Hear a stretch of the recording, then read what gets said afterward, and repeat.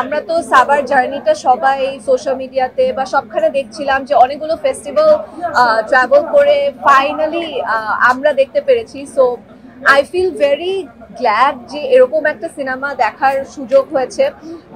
Beautiful journey between mother and a daughter, এবং পুরো জার্নিটা এতটা ইমোশনাল ছিল যে আমরা আসলে সবাই, আই থিঙ্ক আমরা সবাই আমাদের ফ্যামিলির সাথে এটা কানেক্ট করতে পারছিলাম। অ্যান্ড আমরা সবাই জানি যে মেহজাবিন আপু কতটা মানে পাওয়ারফুল একজন অ্যাক্টর, এবং এখানেও সেটা আপু প্রমাণ করেছে যে why she is one of the best actors of our time. এবং সত্যি ভীষণ ভীষণ ভালো লেগেছে, এবং আই হোপ এই সিনেমাটা সবাই এসে দেখবেন, পরিবারের সাথে দেখবেন, আপনাদের মা বাবা এবং পরিবারের সবার সাথে এসে এই সিনেমাটা দেখে আই থিঙ্ক সবারই ফ্যামিলির প্রতি ভালোবাসাটা আরো একটু বেড়ে যাবে। আচ্ছা, অবশ্যই খুবই ভালো লেগেছে, কারণ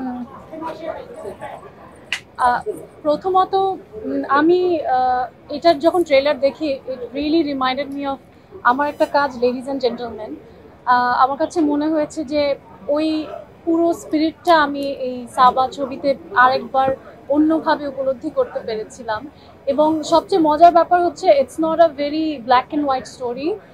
এখানে মেহজাবিন আপুর ক্যারেক্টার বা যারই বলি, সবার আসলে কেউ এখানে ভালো বা খারাপ মানুষ আপনি কাউকে বলতে পারবেন না।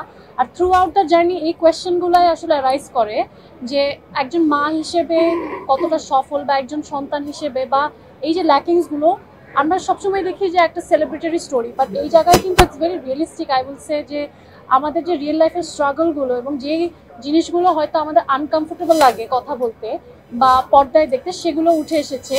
এবং একজন প্রোটাগনিস্ট মানে যে ও একদম সুপার হিউম্যান, ওর মধ্যে কোনো ফ্লজ নাই, that's not true. So I think it's a very relatable journey. এবং মেহজাবিন আপু, মনোয়ার ভাই, প্রাচী আন্টি সবাই এত ভালো করেছে। It did not feel like a film. আমার কাছে মনে হচ্ছে we were seeing like real life characters. It was wonderful.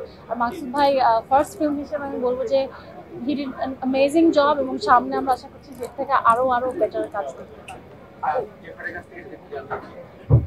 আমার গলা ভেঙে আছে।